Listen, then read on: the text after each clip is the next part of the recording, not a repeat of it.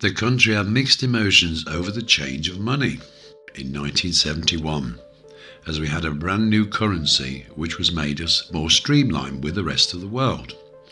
Everything was easier to calculate when using cash.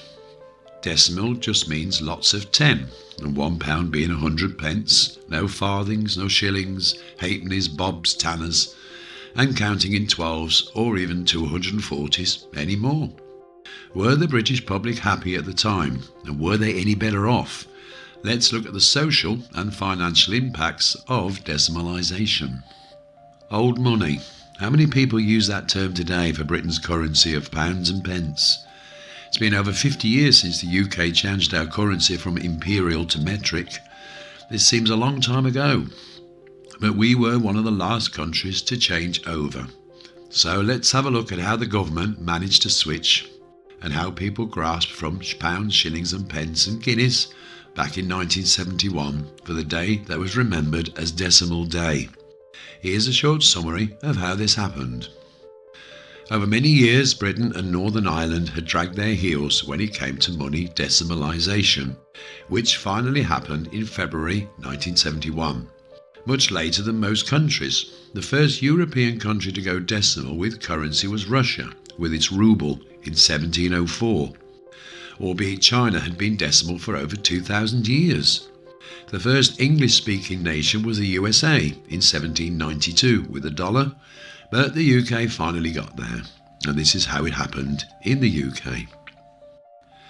An attempt to decimalise Britain was made in 1824 by Sir John Wriothesley. He had been to France and seen how they modernised 30 years before with the centime, and went to Parliament to make his pledge, but this was rejected and seen as not worth all the expense and the hassle and would make little change. The first decimal division coin was the double florin, introduced in 1849, which was numerated at 10% or 1/10 of the old British pound. It would be a while before any other changes were ever made. Britain was still using pounds, shillings and pence and would be for many years to come. Originally written with the letters L, S and D, LSD, not to be confused with lysergic acid. Then the pound sign was introduced, so it was pound sign S and D. The letters did not stand for the currency denominations literally. These were Latin names, which stood for liberae, solidi and denari, to denote pounds, shillings and pence. Pence, the plural word for penny. Pence was normally pronounced punce. 2 old pennies would be voiced as twopence, and a halfpenny would be pronounced as halfpenny. Here we are. 240 old pennies would make up £1. 12 pennies would make up 1 shilling, written as you see on the screen, and 20 shillings would make up £1. Notes were printed in 10 shilling notes, along with £5, £10, etc. 50 and £100 notes were also in circulation in some eras, mainly white. A 4 shilling coin was introduced in 1887, which was also being decimal, being worth 20% of the old pound, but it only lasted for 3 years. In 1851, a Decimalisation Association was founded, which included introducing metric measures and weights in the UK, but this did not take off and there was no real advancement. Even though it was pushed to the government that the idea would ease international trade and make conversions easier, with the majority of countries dealing in modern weights and measures, it was still rejected on the ground of having no merits. More ideas came out of the pot, such as breaking the pounds into mills, where you'd have 1,000 pennies in a pound, and another was to change the pound to royals, which would be made up of 100 halfpennies, but they were binned. Finally, Decimalisation Currency Board was set up in 1966 to get the ball rolling, and in 1967 Decimal Currency Act was passed by Parliament. Bill Fisk was made the chairman. Further ideas were discussed introducing the noble, but it was agreed that the pound must remain, and so it did. The British pound would consist of 100 new pence, using the pound sign symbol as we know, and a P, denoting penny or pence, and introduced new coins alongside with the imperial currency as to phase the new currency in gradually. The shilling would be 5p and the 2 shilling coin would be a 10 pence. They were minted and used alongside the old coins, which were made exactly the same size. These were introduced in 1968 and 1969. There was a new coin, a 50p coin. This was created to phase out the old 10 shilling note, which was gone by 1970. It was implemented this way so that people would become more familiar with the new look coins and would make the changeover day, known as decimal day, easier. The government wanted to make it as easy as possible without introducing all brand new coins on the same day. A small blue wallet style pack was introduced showing every new coin with an explanation sheet slotted on the inner pages. A lot of people still own these today. Radio and TV campaigns began to educate people of the changes and the values of the new coins. A TV programme starring Doris Hare, the lady from On the Buses who played the mother, she was broadcasted in an episode showing an older lady learning the new currency by paying bills and shopping, etc. It was entitled Granny Gets the Point. Even children's programmes included changes with decimalisation.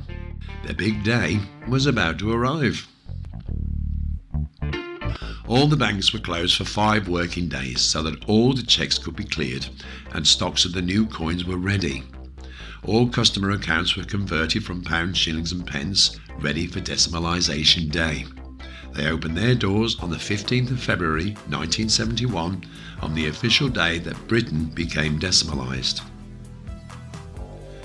Old coins were still accepted, but change was given in modern currency, and this gathered large queues, as assistants had to work out the change using conversion charts, which was a slow method to begin with.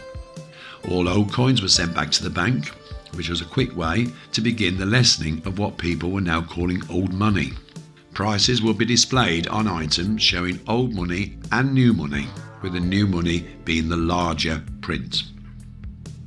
Decimal Day went quite smoothly, as the government had prepared the people well and in advance for the lots of things that had been put into place. Stamps were ready at the post offices. It was a great place to get information and assistance, particularly with the elderly who had found it difficult to grasp after all these years. They'd been using old money all their lives.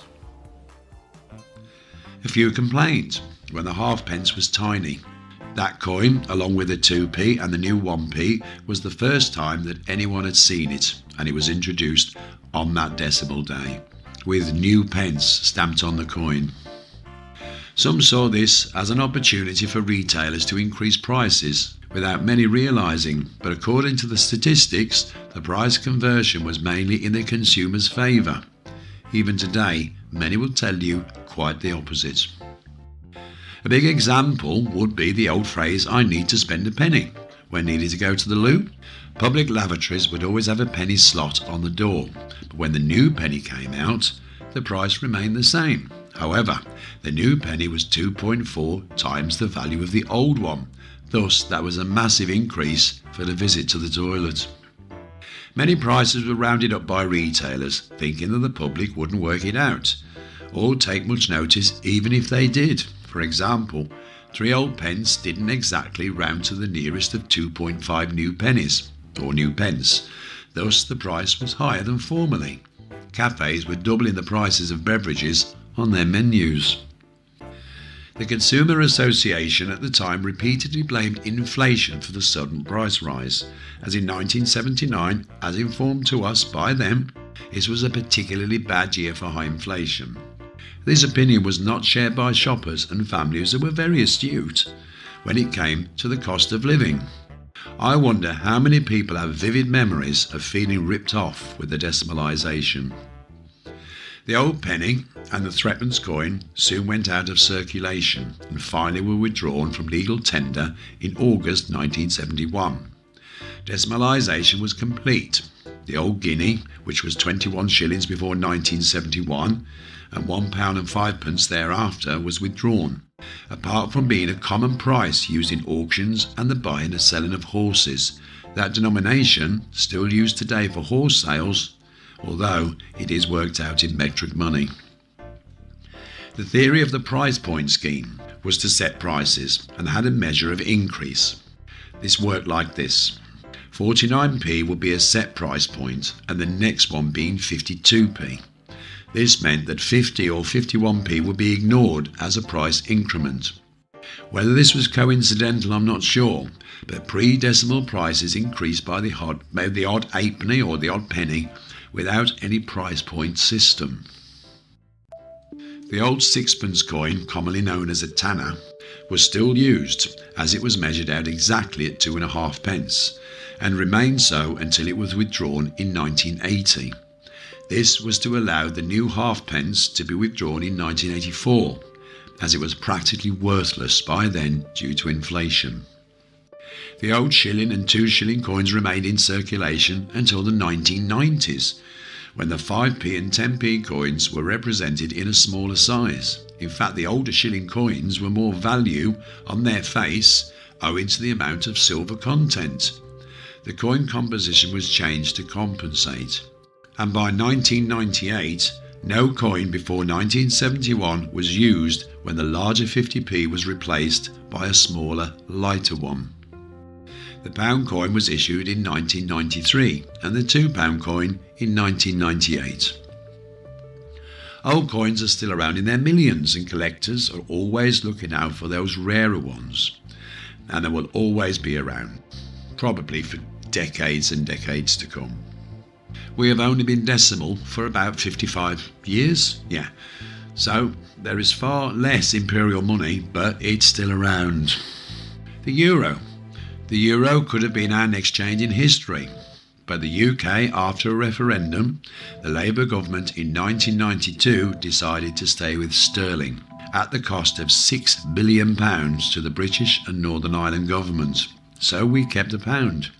It was mainly the Bank of England's decision after joining the ERM, the European Exchange Rate Mechanism. I'm just about old enough to remember old money and remember my mother complaining about the price surges and the coins were too small. And I'm sure many others disagree with the statistics of prices being changed to the shopper's advantage. Well, let me know in your comments. Let me know what you remember paying for an item before and what it was like after decimalisation. Now, I've had a few comments about this, so I am really interested because I barely remember. And to try and do price conversions, it's better to come from your memories, so I would really appreciate that. So it's a short one, but thank you for taking this trip with me, and I hope you have taken something from this little doc. And more importantly, thank you for taking the time to watch and to comment. You've all been very kind. I've done quite a few short documentary videos in social history in Britain, if you care to take a look. Once again, thank you and bye for now.